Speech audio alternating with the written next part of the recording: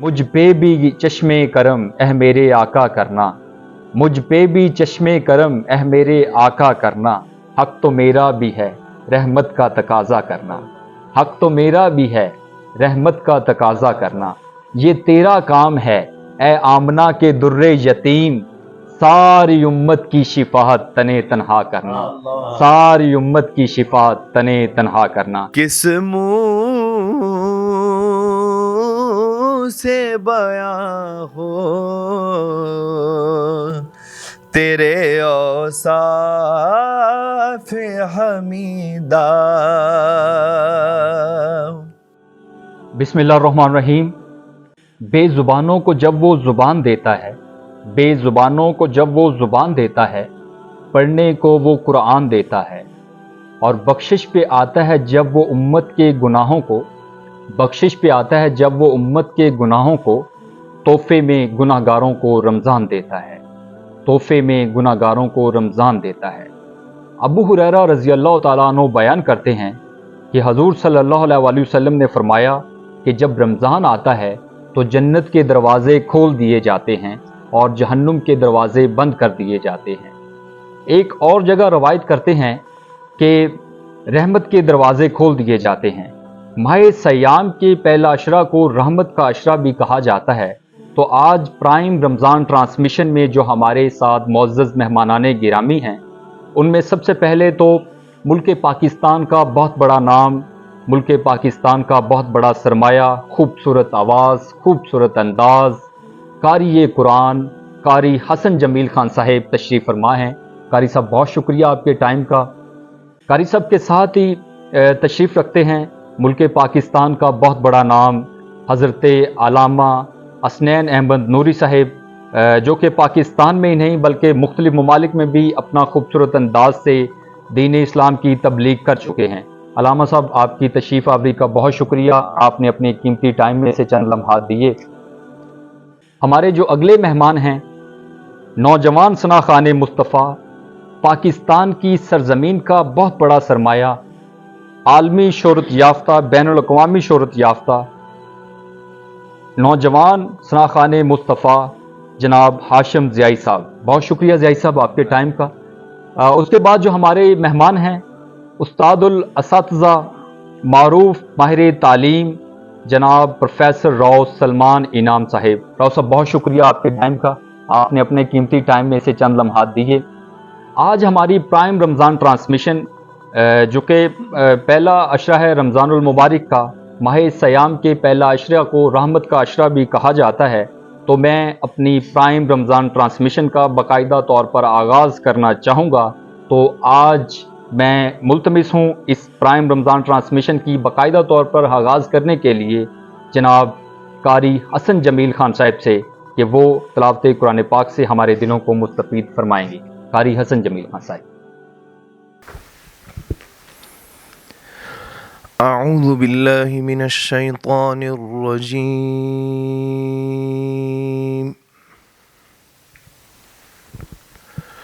بسم اللہ الرحمن الرحیم۔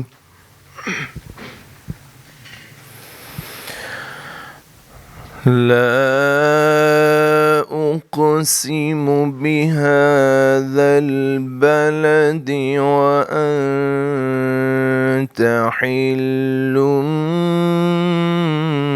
بهذا البلد ووالد وما ولد، لقد خلقنا الإنسان في كبد، أيحسب أن لن يقدر عليه أحد، يقول أهلكت مالا لبدا، أيحسب يحسب أن لم يره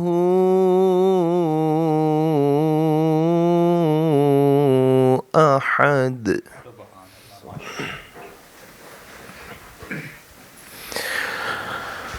ألم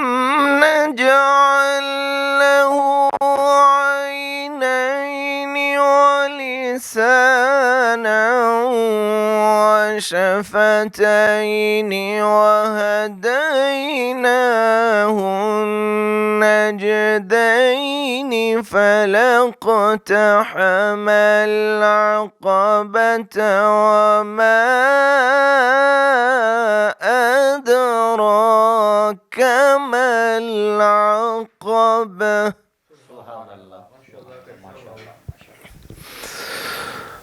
فلاقتحم العقبة وما أدراك ما العقبة صدق الله العظيم سبحان اللہ ماشاء اللہ. قاری صاحب قرآن اور رمضان کا آپس میں کیا تعلق ہے، ذرا یہ بھی بتا دیجیے گا. جی فیاض شیرازی صاحب، سب سے پہلے تو آپ کا بہت شکریہ کہ اتنا خوبصورت پروگرام، اتنی خوبصورت ایک اسلامک ٹرانسمیشن میں آپ نے مدعو کیا. اور آپ کا جو سوال ہے کہ قرآن اور رمضان جو اس کا تعلق ہے، اس کے حوالے سے قرآن پاک کی سورۃ البقرہ کی آیت نمبر 183 اور 84 میں اللہ تعالیٰ ارشاد فرماتے ہیں اعوذ باللہ من الشیطان الرجیم شہر رمضان الذی انزل فیہ القرآن، ہم نے رمضان کے مہینے میں قرآن کو نازل کیا. تو قرآن اپنے حیثیت میں کائنات کی سب سے بڑی اللہ تعالیٰ کی نعمت ہے رسول پاک صلی اللہ علیہ وسلم کے بعد. تو اللہ تعالیٰ نے رمضان المبارک کے مہینے میں ہمیں یہ کتاب قرآن نازل کیا اور یہ کتاب کا تحفہ دیا. تو اس حوالے سے رمضان کا سب سے زیادہ جو تعلق ہے وہ قرآن کے ساتھ ہے. اسی قرآن کو رمضان میں نازل کیا گیا اور اسی بات کا اشارہ اللہ تعالیٰ نے قرآن مجید میں ارشاد فرمایا کہ ہم نے قرآن کو رمضان میں نازل کیا ہے. تو رمضان اور قرآن کا ایک گہرا تعلق ہے، اسی لیے پوری کائنات کے اندر سب سے زیادہ رمضان میں ہی قرآن پاک کی تلاوت کی جاتی ہے. بہت شکریہ جی. اب میں بڑھتا ہوں اگلے ہمارے جو مہمان ہیں حضرت علامہ حسنین احمد نوری صاحب کی طرف. علامہ صاحب بہت شکریہ. علامہ صاحب آپ سے جو میں سوال کرنے لگا ہوں کہ روزہ کی بہت زیادہ فضیلت ہے، روزہ دار کی بھی بڑی فضیلت ہے، تو آپ یہ بتائیے گا کہ روزہ دار کے لیے خدا باری تعالیٰ نے کون کون سے انعامات رکھے ہیں؟ سب سے پہلے فیاض شیرازی صاحب، میں آپ کو مبارکباد پیش کرتا ہوں کہ آپ نے اس پروقار تقریب کا اہتمام کیا اور پرائم نیوز چینل پر مہمانان گرامی کو مدعو کیا. دعا گو ہوں کہ اللہ تبارک و تعالیٰ اس چینل کو دل جگری اور رات سے امید رکھے. آپ کے سوال کی مناسبت سے اس کے دو پہلو ہیں. ایک ہے کہ روزہ کی اہمیت کیا ہے اور دوسرا ہے کہ روزہ داروں کی فضیلت کیا ہے.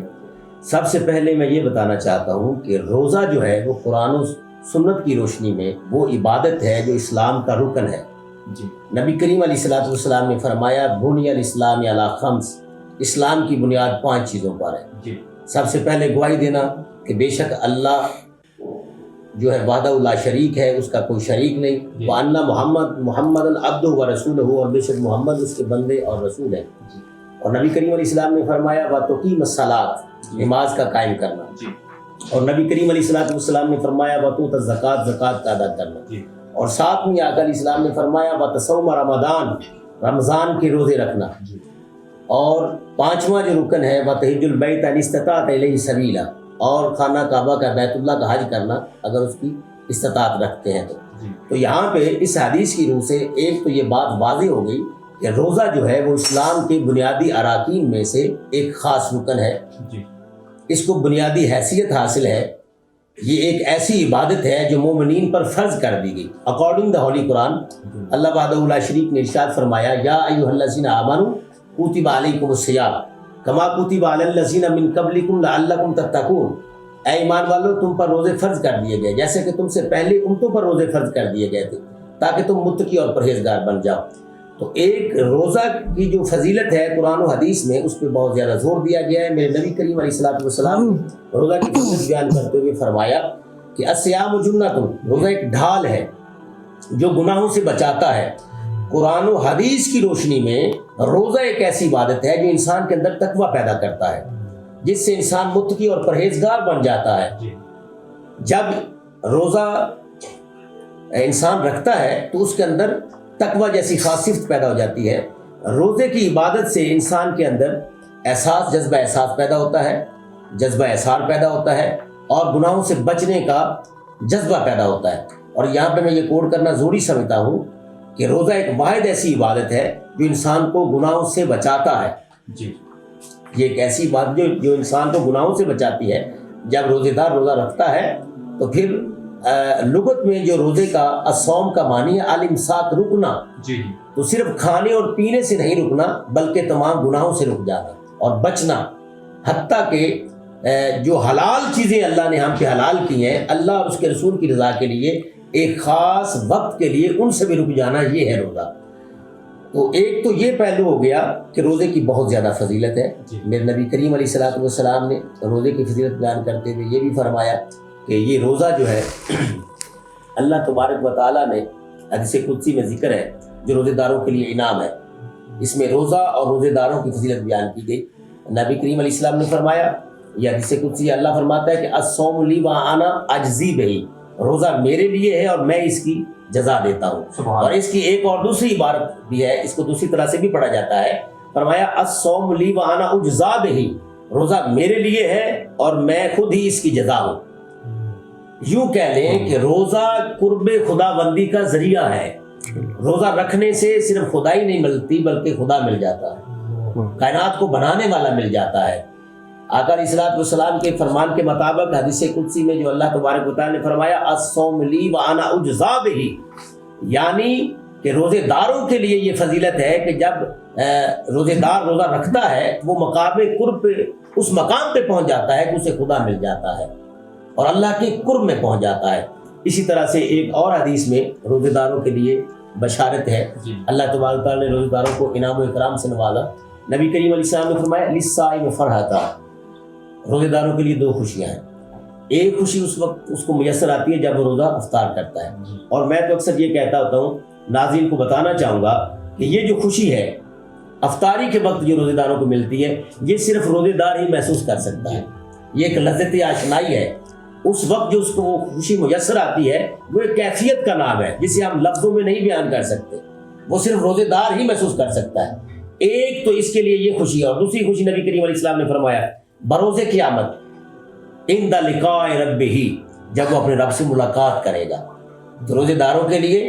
ایک خاص انعام یہ ہے کہ اللہ وحدہ لا شریک انہیں اپنا دیدار بھی عطا فرمائے گا. اور اکارڈنگ دا حدیث نبی کے مطابق جو الفاظ یہاں پہ شرائی صاحب کوڈ کیے گئے ہیں، قبلہ قاری صاحب موجود ہیں میرے پینل میں ماشاءاللہ، بہت ہی ماہر تعلیم راؤ سلمان صاحب موجود ہیں. میں ان کی توجہ چاہوں گا کہ عند لقاء ربہ کتنی بڑی فضیلت ہے کہ رب سے ملاقات کا شرف حاصل ہوگا، اور یہ صرف اور صرف فقط روزے داروں کا خاصہ ہے، ان کے لیے خاص انعام ہے. صرف دیدار ہی نہیں، اور میں یہاں پہ یہ بتانا ضروری سمجھتا ہوں کہ جو ملاقات ہوتی ہے وہ مختصر نہیں ہوتی، وہ تفصیلی ہوتی ہے. تو یہ روزے داروں کے لیے خاص انعام ہے. اس کے علاوہ بہت سارے قرآن و حدیث میں روزے داروں کے لیے انعام و اکرام ہے. اور آخر میں یہ کوڈ کرتا چلوں کہ جنت کے 8 دروازے ہیں، جن میں ایک دروازہ یسمى الریان، حدیث میں ذکر ہے کہ اس کا نام باب ریان رکھا گیا، اور وہ خاص روزے داروں کے لیے، جی وہ خاص روزے داروں کے لیے کہ جنت میں وہ ایک دروازہ جو ہے وہی روزے داروں کے نام پہ رکھ دیا گیا ہے کہ اس میں روزے دار داخل ہو سکیں. ہمارے معاشرے کا یہ المیہ ہے کہ صدقہ فطر ادا کرنے کے لیے آخری ایام اور بالخصوص آخری عشرہ کا انتظار کیا جاتا ہے جی، تاکہ عید یا عید سے ایک دن قبل صدقہ فطر ادا کیا جائے. حالانکہ میں اس بات کی نفی کرتا ہوں، یہ تو ماہ سیام کے شروع میں ہی ادا کر دینا چاہیے تاکہ جو غریب لوگ ہیں اپنے روزوں کا اہتمام کر سکیں. آپ اس بارے میں کیا کہنا چاہیں گے؟ جی شرازی صاحب، یقیناً آپ کی رائے کا میں احترام کرتا ہوں. قرآن و حدیث میں ایک تو صدقہ فطر پہ بہت زیادہ زور دیا گیا، اور نبی کریم علیہ الصلوۃ والسلام نے فرمایا فرض صدقۃ الفطر علی کل مسلم، یہ ہر مسلمان پہ، مرد و عورت پہ فرض ہے، فرض کر دیا گیا ہے. اور اس کے ادا کرنے کا جو ٹائم ہے شرن جو نبی کریم علیہ الصلوۃ والسلام نے فرمایا کہ نماز عید الفطر ادا کرنے سے پہلے ادا کر دیا جائے، اور یہ مستحب ہے کہ نماز عید الفطر جو ادا کرنے سے پڑھنے سے پہلے صدقہ فطر ادا کیا جائے، اور اس کا جو مخصوص ٹائم ہے اس کے لیے ہم کوئی حد مقرر نہیں کر سکتے کہ کب کیا جائے۔ ہاں البتہ چاہیے یہ کہ جیسا کہ حدیث نبوی میں ذکر ہے کہ صدقہ فطر غریبوں کے لیے ایک معاونت ہے، ایک تحفہ ہے، تاکہ وہ لوگ جن کے پاس زیادہ خرچ کرنے کے لیے، گزر بسر کرنے کے لیے پیسہ نہیں ہے، مال و دولت نہیں ہے، تو صدقہ فطر ایک ان کے لیے خاص تحفہ ہے شریعت کی طرف سے، تاکہ ان کی معاونت کی جائے اور وہ بھی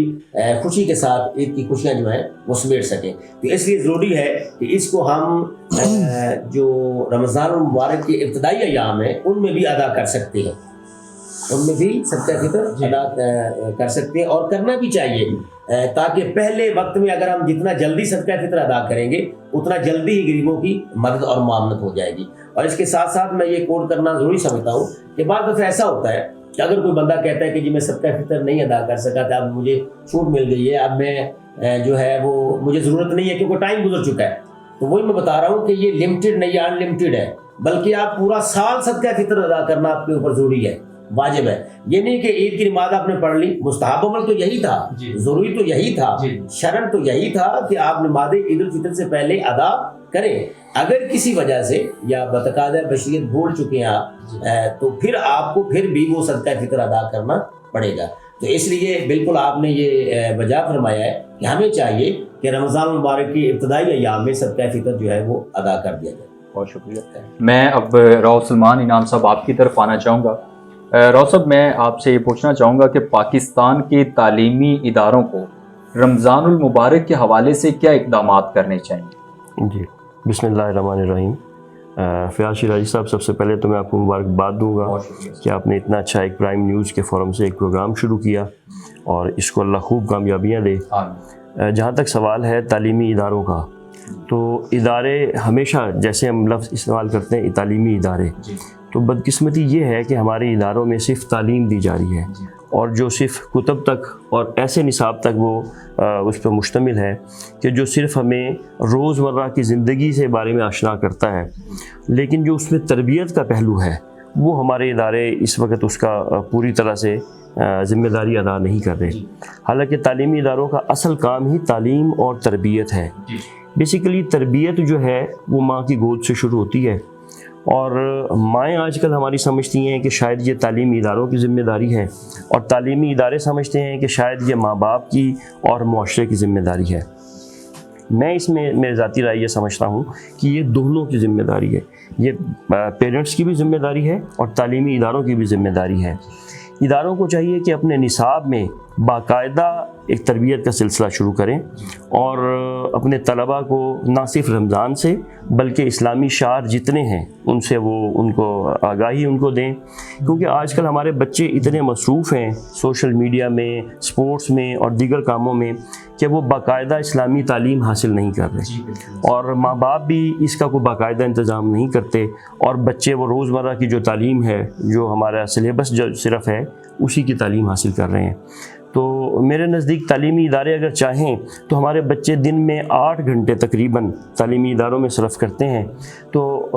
میں نے ہمیشہ یہ سب سے کہا بھی ہے، کوشش بھی کی ہے، اور بہت سارے تعلیمی ادارے یہ کوشش بھی کرتے ہیں، اور جو نہیں کر رہے تعلیمی ادارے، میں ان سب سے گزارش کروں گا کہ ان کو یہ کوشش کرنی چاہیے کہ 8 گھنٹے میں سے کم از کم 1 گھنٹہ روزانہ بچوں کی اسلامی، معاشرتی اور جو ہماری روزمرہ کی بچوں کے اوپر ذمہ داری ہے دینی حوالے سے، ان کے لیے باقاعدہ کلاس کا سلسلہ شروع کریں، اور اس میں طلباء کو وہ جو ہمارے دین کے بنیادی عقائد ہیں ان سے روشناس کروائیں۔ اور جس طرح سے اب رمضان کا مہینہ آیا ہے، برکتوں والا مہینہ ہے، تو تعلیمی اداروں کو بھی چاہیے کہ باقاعدہ اس کے لیے پروگرام شروع کریں، اور اس کے لیے سیشن کریں اپنے اداروں کے اندر، اور اس کے کلاسز کا انتظام کریں جس میں طلباء کو روزے کی اہمیت اور جو روزے کا بنیادی مقصد ہے، جس کے لیے ابھی علامہ صاحب فرما رہے تھے، علامہ حسنین نوری صاحب، کہ ہمیں ضرورت اس امر کی ہے کہ ہم روزے کی جو اصل روح ہے کہ اس کے پیچھے اللہ کا جو مقصد ہے کہ انسان کی جو تربیت کرنا ہے، جس کی وجہ سے پورا سال انسان کی جو ہے وہ بہتر ایک تربیت ہو سکے، تو تعلیمی اداروں کو چاہیے کہ علماء کو، اسکالرس کو اپنے اداروں میں بلوائیں اور باقاعدہ کلاس کا سلسلہ شروع کریں تاکہ ہمارے بچے روزے کا جو ہے اس کا اصل مقصد سمجھ سکیں، جو اس میں صبر کا تلقین جو اس میں وہ ہے، اور روزے کے ذریعے جو اپنے روزمرہ کے معمولات میں جو کمی بیشی عام سال میں ہمارے رہتی ہے، اس سال میں اگر ہماری تربیت ہو جائے تو شاید اس کے ذریعے پورے سال پہ اثر اس کا رہے، اور ہمارے طلبہ میں وہ جو کمی روٹین میں ہے وہ اس ماہ کے اندر ماہ میں یہ کلیئر ہو پورے اس میں وہ ہو سکتی ہے۔ ہاں جی، یہ تعلیمی اداروں کی ذمہ داری ہے کہ یہ تعلیم کے ساتھ تربیت کا عمل ضروری ہے۔ دیکھیں جیسے ابھی علامہ صاحب لیکن نے یہ فرمایا، المیہ ہے کہ ہمارے جو موسٹلی ادارے ہیں وہ نفع نقصان کی بنیاد پہ کام کر رہے ہیں، مطلب صرف پیسے لیے اور اتنی تعلیم دی، یہ مطلب بڑا المیہ ہے پاکستان میں۔ ایگزیکٹلی آپ بالکل ٹھیک فرما رہے ہیں شیراز صاحب کہ آج کل تربیت کو اداروں نے اپنے ذمہ داری نہیں سمجھا، وہ سمجھتے ہیں کہ صرف کریکولم میں نمبر دلوا دینا اور پوزیشن دلوا دینا ہی شاید اداروں کی ذمہ داری ہے، جبکہ اداروں کو اصل کام، کیونکہ وہ ادارہ ہے، صرف نصاب پڑھانا مقصد نہیں ہے، بچوں کی تربیت کرنا، ان کی زندگی میں وہ حسن پیدا کرنا جس سے وہ معاشرے میں اچھا کام کر سکیں، وہ فلاح کا کام کر سکیں، یہ اصل ذمہ داری ہے۔ چونکہ تعلیم کے بعد ڈگری کسی انسان کے چہرے پہ نہیں لکھی کہ اس نے کتنے مارکس لیے ہیں، کون سی پوزیشن لی ہے، یا اس کے پاس کون سی ڈگری ہے، اصل اس کا اخلاق، اس کی روزمرہ کی زندگی کے لوگوں کے ساتھ جو معمولات ہیں وہ اصل بتاتا ہے کہ اس کی کیسی تربیت ہے۔ تو اس کے لیے خاص طور پہ اداروں کو ضرور اس عمل کے لیے کوشش کرنی چاہیے کہ بچوں کے اندر وہ کریکٹرسٹکس، وہ خوبیاں پیدا کریں جو اس کو معاشرے میں معتبر بنائیں، جو اسلام کا حسن ہے۔ اسلام چاہتا ہے کہ ہمارا جو نوجوان ہے وہ اچھا مسلمان بھی ہو، اچھا انسان بھی ہو، وہ صرف اپنی فیملی کے لیے نہیں بلکہ وہ اپنے ماحول کے لیے، اپنے ارد گرد کے ہمسایوں کے لیے، اپنے معاشرے کے لیے، اپنے ملک کے لیے، بلکہ پورے ملت اسلامیہ کے لیے وہ ایک ایسا کارگر انسان بنے کہ جس کی بنیاد پہ ہم فخر کر سکیں کہ یہ مسلمان ہے۔ مسلمان کا اصل کام تو یہ تھا کہ وہ غیر مسلموں کی بھی لیڈرشپ کرتے،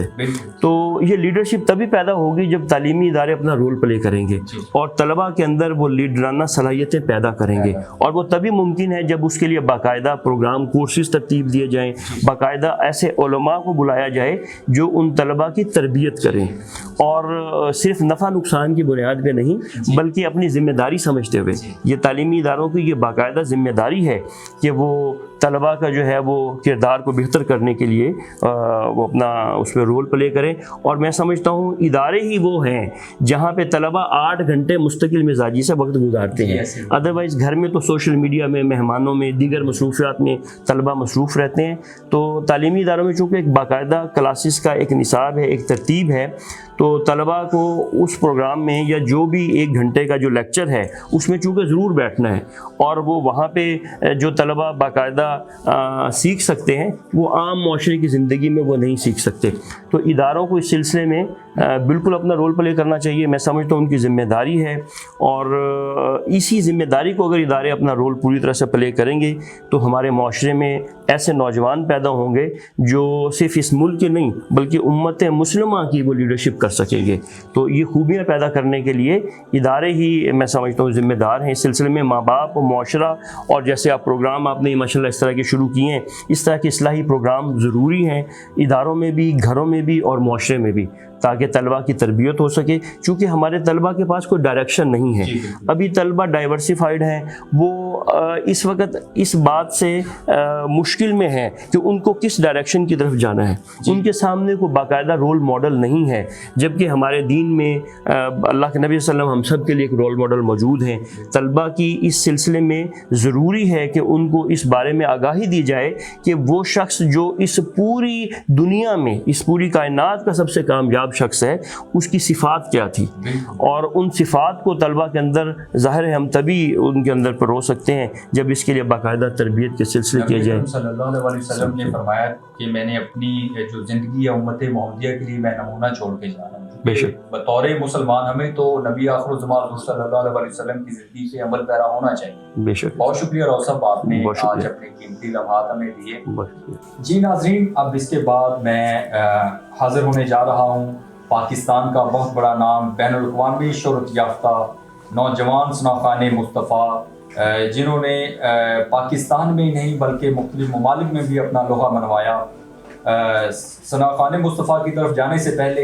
میں آقا دو جہان نبی آخر الزمان حضور صلی اللہ علیہ وسلم کی بارگاہ عالیہ میں ایک شعر عرض کرنا چاہوں گا کہ مجھ پہ بھی چشم کرم اے میرے آقا کرنا، مجھ پہ بھی چشم کرم اے میرے آقا کرنا، حق تو میرا بھی ہے رحمت کا تقاضا کرنا، حق تو میرا بھی ہے رحمت کا تقاضا کرنا، یہ تیرا کام ہے اے آمنہ کے در یتیم، ساری امت کی شفاعت تنے تنہا کرنا، ساری امت کی شفاعت تنے تنہا کرنا. تو بلا تاخیر میں ہاشم ضیائی صاحب جو کہ بڑی خوبصورت آواز، خوبصورت انداز میں نعت رسول مقبول پڑھتے ہیں، تو میں ملتمس ہوں ہاشم ضیائی صاحب سے کہ وہ آقا دو جہان نبی آخر الزمان حضور صلی اللہ علیہ وسلم کی بارگاہ عالیہ میں ہدیہ عقیدت پیش کریں.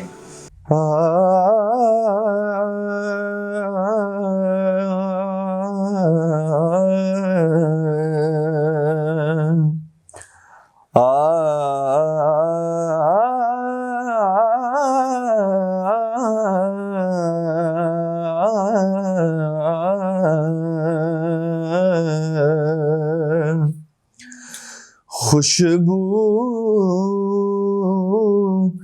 ہے دو عالم میں تیری اے گل چیدہ، کس منہ سے بیاں ہو تیرے اوصاف حمیدہ. تجھ سا کوئی آیا ہے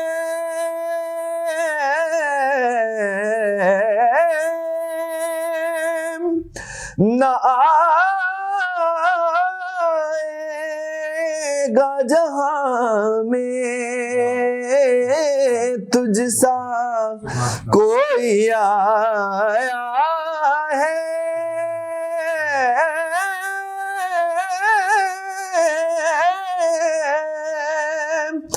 نہ آئے گا جہاں میں،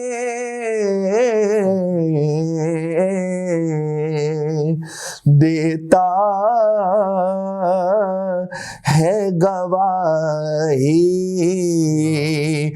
یہی عالم کا جریدہ، دیتا ہے گواہی یہی عالم کا جریدہ.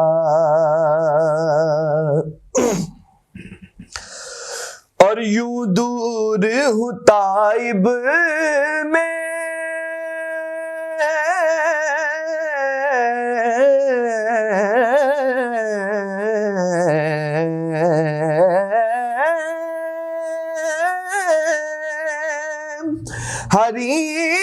حریم نبوی سے، یوں دور ہوں طائب میں ہر دل تانگا یار دیا، بیٹھی رو رو میں کاغ اڈارا فالا تے قاصد بے جان میدا تھی گیا حال بیمارا، یار بنا میرا جیون کوڑے میرے اندر درد ہزارا، غلام فریدہ میں تائیں میں روواں جویں بچھڑی کونج قطارا، یوں دور ہوں طائب میں حریم نبوی سے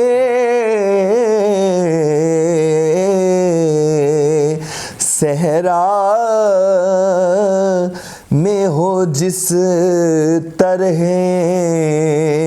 کوئی شاخ بریدہ، کس منہ